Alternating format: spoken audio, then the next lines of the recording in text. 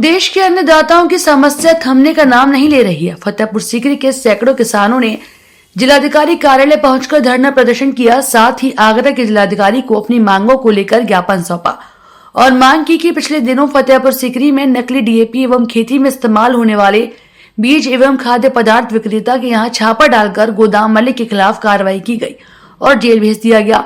लेकिन अगर बात की जाए किसानों की, तो पिछले दिनों बारिश के कारण सभी फसलों को भारी नुकसान हुआ है और वही इस मौसम में बड़ी संख्या में किसानों ने नकली डीएपी और कृषि सामानों की खरीद कर फसल बुवाई का कार्य संपन्न कर दिया। सरकार के द्वारा गोदाम मालिक को जेल तो भेज दिया गया, लेकिन किसानों के हुए नुकसान का अब तक कोई निष्कर्ष नहीं निकाला गया। वहीं किसानों ने प्रशासन के ऊपर यह आरोप लगाते हुए कहा है कि इतना बड़ा नकली कृषि उत्पादकों का कार्य बगैर अधिकारियों की सांठ गांठ के नहीं हो सकता। इन सब के ऊपर निष्पक्ष जांच बैठाई जाए और दोषियों के खिलाफ सख्त से सख्त कार्रवाई भी की जाए, तो वहीं किसानों के हुए नुकसान का मुआवजा भी दिलाया जाए।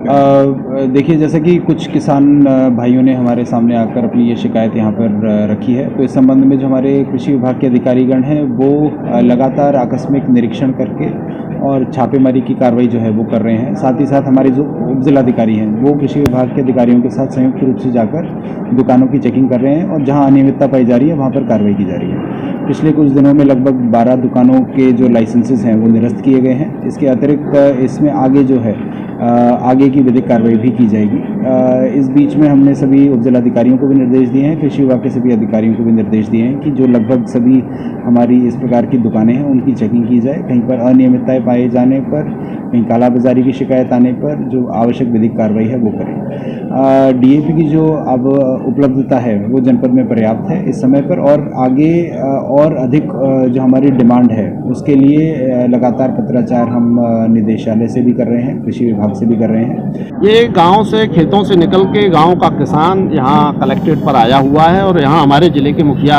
डीएम साहब बैठते हैं। किसान सवाल लेकर आया है कि उसको नकली दवा, नकली डीएपी, नकली बीज परोसा जा रहा है जिससे उसकी खेती में भारी नुकसान हो रहा है। किसान का सवाल ये भी है कि किसान को जो डीएपी इस समय, क्योंकि तीनों फसलें जो महत्वपूर्ण फसलें हैं, गेहूँ है, इस समय आलू है और सरसों है, इन तीनों ही फसलों में एक साथ डीएपी की आवश्यकता पड़ती है और ये हर साल की ज़रूरत है।